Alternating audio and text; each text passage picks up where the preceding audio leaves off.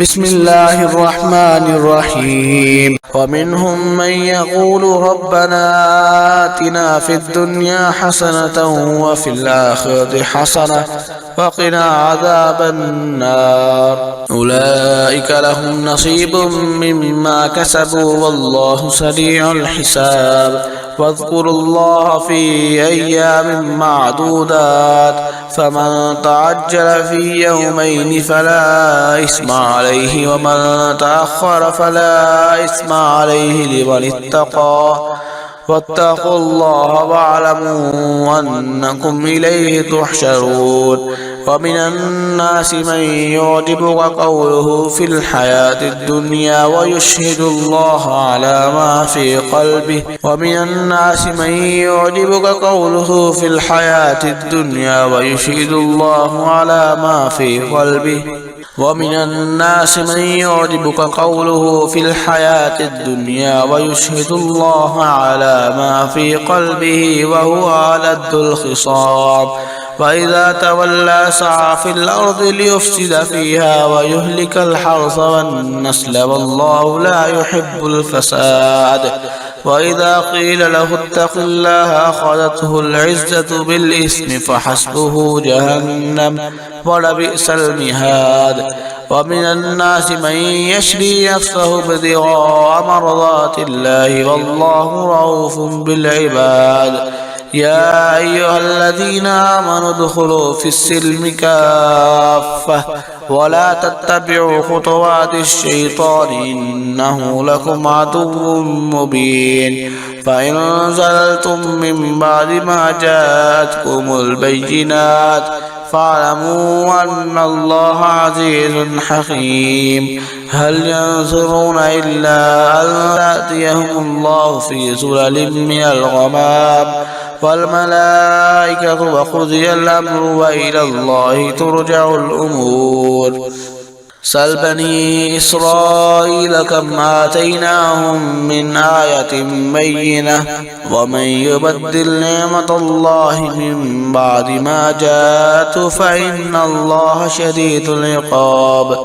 زين للذين كفروا الحياة الدنيا ويسخرون من الذين آمنوا والذين اتقوا فوقهم يوم القيامة والله يرزق من يشاء بغير حساب. كان الناس أمة واحدة فبعث الله النبيين مبشرين ومنذرين وأنزل معهم الكتاب بالحق ليحكم بين الناس فيما اختلفوا فيه وما اختلف فيه إلا الذين أوتوه من بعد ما جاءتهم البينات بغيا بينهم فهدى الله الذين آمنوا لما اختلفوا فيه من الحق بإذنه والله يهدي من يشاء إلى صراط مستقيم. أم حسبتم أن تدخلوا الجنة ولما يأتكم مثل الذين خلوا من قبلكم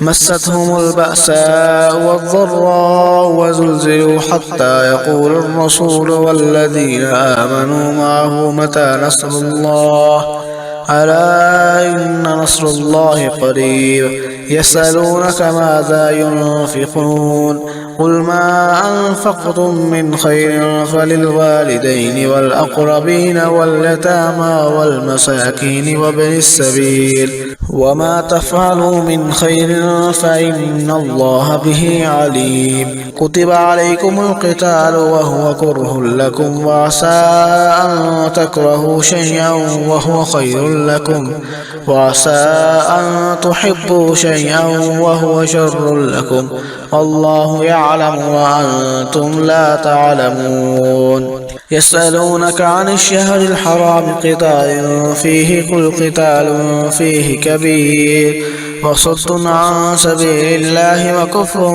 به والمسجد الحرام وإخراج أهله منه أكبر عند الله والفتنة أكبر من القتل ولا يزالون يقاتلونكم حتى يردوكم عن دينكم إن استطاعوا ومن يرتد منكم عن دينه فيمت وهو كافر فأولئك حبطت أعمالهم في الدنيا والآخرة وأولئك أصحاب النار هم فيها خالدون.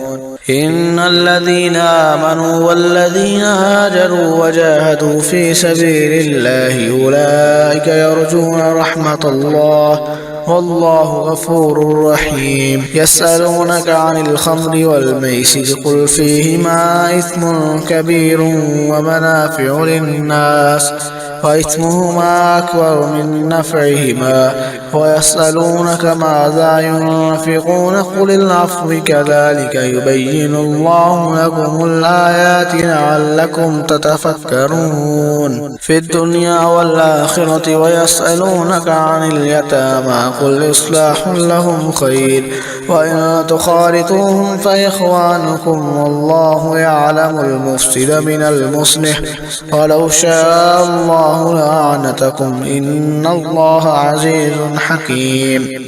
ولا تنكحوا المشركات حتى يؤمن ولأمة مؤمنة خير من مشركة ولو أعجبتكم ولا تنكحوا المشركين حتى يؤمنوا ولعبد مؤمن خير من مشرك ولو أعجبكم أولئك يدعون إلى النار والله يدعو إلى الجنة والمغفرة بإذنه ويبين آياته للناس لعلهم يتذكرون. ويسألونك عن المحيض قل هو أذى فاعتزلوا النساء في المحيض ولا تقربوهن حتى يطهرن فإذا تطهرن فأتوهن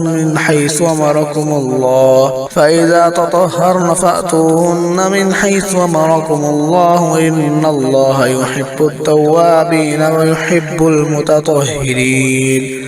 نساؤكم حرث لكم فأتوا حرثكم أنى شئتم وقدموا لأنفسكم واتقوا الله واعلموا أنكم ملاقوه وبشر المؤمنين.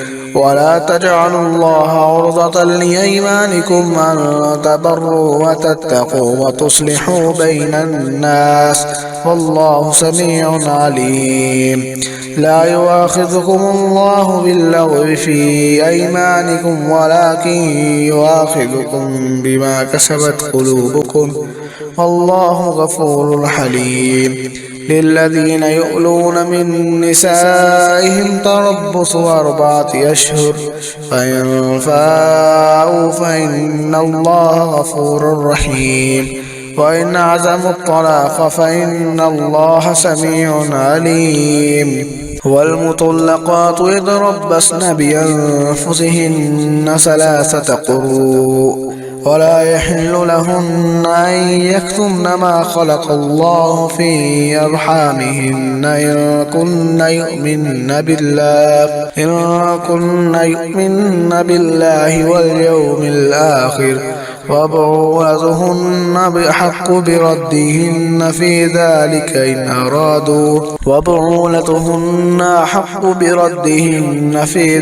إن أرادوا إصلاحا ولهن مثل الذي عليهن بالمعروف وللرجال عليهن درجة والله عزيز حكيم. الطلاق 2 فإمساك بمعروف أو تسريح بإحسان.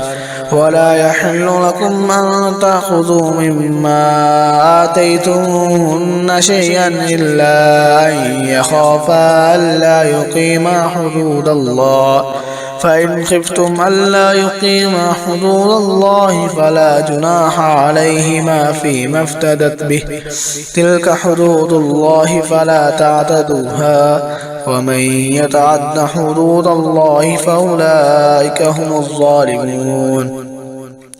فإن طلقها فلا تحل له من بعد حتى تنكح زوجا غيره فإن طلقها فلا جناح عليهما أن يتراجعا إن ظنا أن يقيما حدود الله وتلك حدود الله يبينها لقوم يعلمون. وإذا طلقتم النساء فبلغن أجلهن فلا تعضلوهن فامسكوهن بمعروف أو سرحوهن بمعروف ولا تمسكوهن ضرارا لتعتدوا ومن يفعل ذلك فقد ظلم نفسه.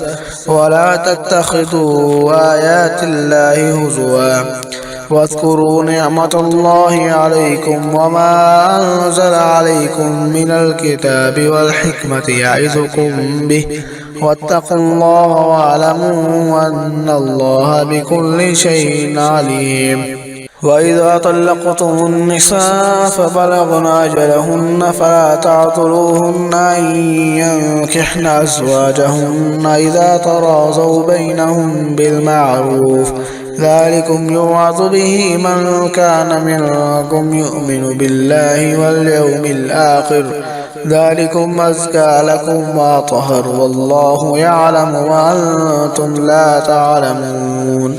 والوالدات يرضعن أولادهن حولين كاملين لمن أراد أن يتم الرضاعة وعلى المولود له رزقهن وكسوتهن بالمعروف لا تكلف نفس إلا وسعها لا تضار والدة بولدها ولا مولود له بولده وعلى الوارث مثل ذلك فإن أرادا فصالا عن تراض منهما وتشاور فلا جناح عليهما. وإن أردتم أن تسترضعوا أولادكم فلا جناح عليكم إذا سلمتم ما آتيتم بالمعروف واتقوا الله واعلموا أن الله بما تعملون بصير. والذين يتوفون منكم ويذرون أزواجا